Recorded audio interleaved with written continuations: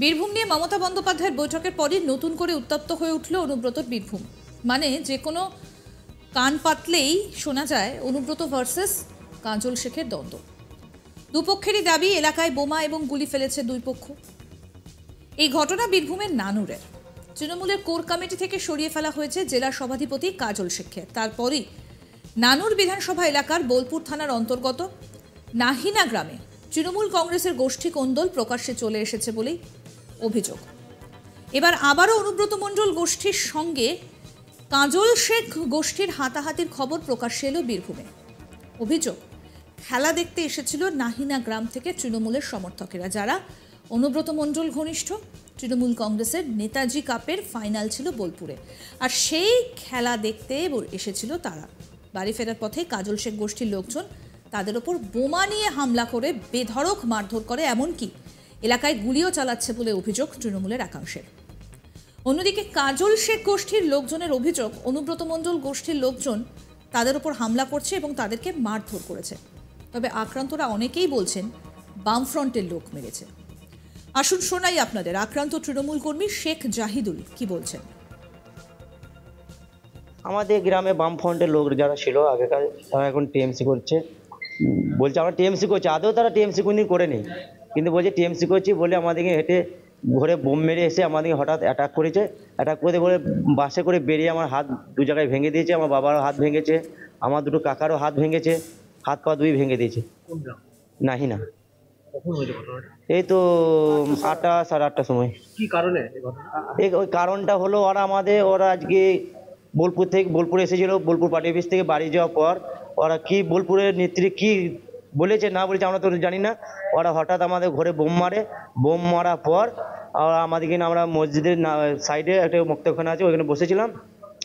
ওইখানে এসে আমাদের হঠাৎ লাঠি করে বাড়ি মারে। ওটা আমাদের গ্রামের ওই বামফ্রন্টের লোকরা, যারা আগে বামফ্রন্ট করেছে তারাই। তাদের নাম রবিউল, কটা, আরমান, ওই শুকুর, শ্যামল, কঙ্গল, সাগর।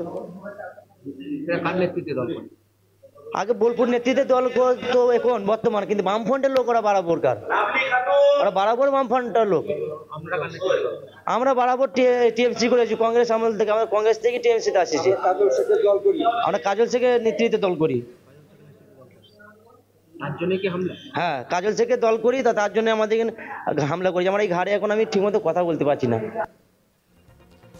সব মিলিয়ে ফের নতুন করে উত্তপ্ত হয়ে উঠল বীরভূম। দুই পক্ষই বোলপুর মহকুমা হাসপাতালে নিয়ে আসা হয়েছে চিকিৎসার জন্য। কিন্তু কেন সবসময় খবরের শিরোনামে চলে আসে বীরভূম, সেটাই এখন লাখ টাকার প্রশ্ন। আরও একজন আক্রান্ত তৃণমূল নেতা শেখ সিরাজ রহমান, তার বক্তব্য এবার আপনাদের শোনাই। আমার বাড়িতে বোম ফেলেছে, হ্যাঁ, আর যে ব্যক্তিদের নাম করলে ওই ব্যক্তিরাই এই সব বাড়ি মানে হঠাৎ করে, হ্যাঁ, ওই যে বোলপুরে এসেছে। বোলপুরে এসে নিশ্চয়ই কিছু গুরু মন্ত্রণা দিয়েছে কি, যাই হোক, হ্যাঁ হ্যাঁ, সেটা তো বলতে পারবো না। আমরা কাজল শেখের দল করি, সেই জন্যই আক্রমণ। হ্যাঁ হ্যাঁ, নিশ্চয়ই গোষ্ঠী দ্বন্দ্ব। আরও একজন আক্রান্ত ব্যক্তি শেখ সেন্টু কি বলছেন তিনি, তার বক্তব্য এবার আপনাদের শোনাবো। বসেছিলাম, ওরা এসে বলছে তোরা কাজল শেখের দল করিস, কাজল শেখের দল কিন্তু করলি আমি তোকে মারবো। হ্যাঁ, আর আমরা বললাম যে আমরা যৎকাল বাঁচবো কাজল ভাইয়ের সাথেই দল করব। হ্যাঁ, আমরা ওখানে ছাড়তে পারবো, তাদের জানটা দিয়ে নিলিশটা নিলে ওই বলেছি, আর আমাদেরকে চার্জ করতে লাগলো মা। ওই যে এখন যারা ওদের তো বহুরূপী মতন, ওরা দেখুন বিজেপি, দেখুন সিপিএম। হ্যাঁ, আমরা কাজল শেখের দল করি। ওরা তো আমাদের কোনো জাতের ঠিক নেই না। ওরা দেখুন বিজেপি, দেখুন বামফ্রন্ট। কারা? না না না না, ওরা সিপিএম না। তাহলে কেন বীরভূম সবসময় খবরের শিরোনামে চলে আসে এবং কি হবে এবার বীরভূমের ভোটে, সব এখন নির্ভর করছে কাজল শেখ এবং অনুব্রত মণ্ডলের দুই দলের মধ্যে কতটা সম্পর্ক ভালো হচ্ছে তার উপর। প্রতিবারই বীরভূম থাকে ভোটের কেন্দ্রে, কারণ সেখান থেকেই নানা ধরনের অশান্তির খবর আসে।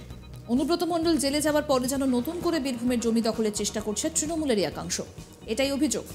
আমাদের প্রতিনিধি শান্তনু হাজরা কি প্রতিবেদন তুলে ধরলেন, আসুন শুনি। কোণঠাসা অনুব্রতর অনুগামীদের সঙ্গে বীরভূমের জেলা পরিষদের সভাধিপতি কাজল শেখের অনুগামীদের লড়াই, আর এই লড়াইয়ে চলেছে গুলি, চলেছে বোমাবাজি, এমনটাই অভিযোগ করছে দুপক্ষের তরফে। নাহিনা গ্রামে এই দ্বন্দ্বের সূত্রপাত। দুপক্ষই দাবি করছে যে একের ওপরকে আমাদের উপর বোমা ছোড়া হয়েছে, একের ওপরকে বলছে যে গুলি মেরেছে। তারা স্পষ্ট জানাচ্ছে যে আমরা কাজল শেখের দল করি, তাই আমাদের উপর চড়াও হয়েছে। তা এছাড়া তারা আরও জানিয়েছে যে আমরা নেতাজি সুভাষ কাপ বোলপুরে যে অনুষ্ঠিত হচ্ছিল সেই সুভাষ কাপে খেলা দেখতে বাড়ি ফেরার পথে আমাদের উপর চড়াও হয়, আমাদেরকে জিজ্ঞাসা করা হয় তোরা কোন দলের সমর্থক। যখনই আমরা বলে উঠি যে আমরা কাজল শেখের দল করি, তখনই আমাদের উপর চড়াও হয়েছে।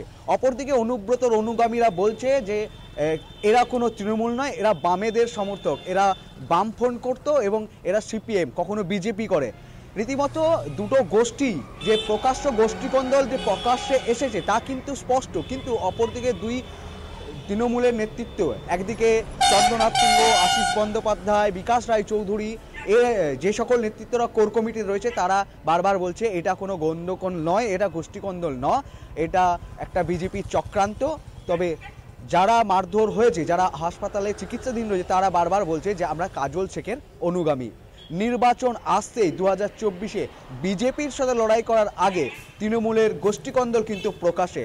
আর এই গোষ্ঠীকন্দল কি 2024-এর নির্বাচনে বিজেপিকে হাতিয়ার করে দেবে, এমনই উঠছে প্রশ্ন রাজনৈতিক মহলে। বীরভূম নিয়ে মমতা বন্দ্যোপাধ্যায়ের বৈঠকের পর নতুন করে উত্তপ্ত হয়ে উঠল অনুব্রত মণ্ডলের বীরভূম। মানে কান পাতলেই শোনা যায় অনুব্রত মণ্ডল ভার্সেস কাজল শেখের দ্বন্দ্ব। দুই পক্ষেরই দাবি এলাকায় বোমা এবং গুলি ফেলেছে দুই পক্ষ। এই ঘটনা বীরভূমের নানুরের। তৃণমূলের কোর কমিটিকে সরিয়ে ফেলা হয়েছে জেলা সভাধিপতি কাজল শেখকে, আর তারপরই নানুর বিধানসভা এলাকার বোলপুর থানার অন্তর্গত নাহিনা গ্রামে তৃণমূল কংগ্রেসের গোষ্ঠী কোন্দল প্রকাশ্যে চলে এসেছে বলেই অভিযোগ। এবার আবারও অনুব্রত মণ্ডল গোষ্ঠীর সঙ্গে কাজল শেখ গোষ্ঠীর হাতাহাতির খবর প্রকাশ্যে। অভিযোগ খেলা দেখতে এসেছিল নাহিনা গ্রাম থেকে তৃণমূল সমর্থকেরা, যারা অনুব্রত মণ্ডল ঘনিষ্ঠ। তৃণমূল কংগ্রেসের নেতাজি কাপের ফাইনাল ছিল বোলপুরে, আর সেই খেলা দেখতে এসেছিল যারা, বাড়ি ফেরার পথে কাজল শেখ গোষ্ঠীর লোকজন তাদের ওপর বোমা নিয়ে হামলা করে এবং বেধড়ক মারধর করা হয়, এমনকি এলাকায় গুলিও চালাচ্ছে বলে অভিযোগ তৃণমূলের একাংশের। অন্যদিকে কাজল শেখ গোষ্ঠীর লোকজনের অভিযোগ অনুব্রত মণ্ডল গোষ্ঠীর লোকজন তাদের ওপর হামলা করেছে এবং তাদেরকে মারধর করেছে। তবে আক্রান্তরা অনেকেই বলছেন বামফ্রন্টের লোক মেরেছে। একজন আক্রান্ত তৃণমূল কর্মী শেখ জাহিদুল আসল, তার বক্তব্য আপনাদের শোনাই। আমাদের গ্রামে বামফ্রন্টের লোক যারা ছিল আগেকার, তারা এখন টিএমসি করছে, বলছে আমরা টিএমসি করছি। আদৌ তারা টিএমসি কোনদিন করে নেই, কিন্তু বলছে টিএমসি করছি বলে আমাদেরকে হেঁটে ঘরে বোম মেরে এসে আমাদেরকে হঠাৎ অ্যাটাক করেছে। অ্যাটাক করে বলে বাসে করে বেরিয়ে আমার হাত দু জায়গায় ভেঙে দিয়েছে, আমার বাবারও হাত ভেঙেছে, আমার দুটো কাকারও হাত ভেঙেছে, হাত পা দুই ভেঙে দিয়েছে। নাহিনা। এই তো 8টা সাড়ে 8টার সময়। কি কারণে? ওই কারণটা হলো ওরা আজকে বোলপুর এসেছিল, বোলপুর পার্টি অফিস থেকে বাড়ি যাওয়ার পর ওরা কি বোলপুরের নেত্রী কি বলেছে না বলেছে আমরা তো জানি না। ওরা হঠাৎ আমাদের ঘরে বোম মারে, বোম মারার পর আমাদেরকে আমরা মসজিদের সাইডে একটা মুক্তখানা আছে, ওইখানে বসেছিলাম, ওইখানে এসে আমাদের হঠাৎ লাঠি করে বাড়ি মারে। ওটা আমাদের গ্রামের ওই বামফ্রন্টের লোকরা, যারা আগে বামফ্রন্ট করেছে তারাই। তাদের নাম রবিউল, কটা, আরমান, ওই শুকুর, শ্যামল, কঙ্গল, সাগর। আগে বোলপুর নেতৃত্বে দল তো এখন বর্তমান, কিন্তু বামফ্রন্টের লোক ওরা বরাবরকার, ওরা বরাবর বামফ্রন্টের লোক। আমরা বরাবর টিএমসি করেছি কংগ্রেস আমল থেকে, আমরা কংগ্রেস থেকে টিএমসিতে আসছি। আমরা কাজল শেখের নেতৃত্বে দল করি। হ্যাঁ, কাজল শেখের দল করি, তার জন্য আমাদের হামলা করেছে। আমার এই ঘাড়ে এখন আমি ঠিকমতো কথা বলতে পারছি না। সব মিলিয়ে ফের নতুন করে উত্তপ্ত হয়ে উঠল বীরভূম। আরও আপডেট পেতে আজ তাক বাংলার ইউটিউব চ্যানেল সাবস্ক্রাইব করুন, নোটিফিকেশন পেতে বেল বাটন অপশন প্রেস করুন। এই ভিডিও সম্পর্কে আপনাদের মতামত জানান, কমেন্ট করুন, শেয়ার করুন, হোয়াটসঅ্যাপে ফলো করুন আজ তাক বাংলা।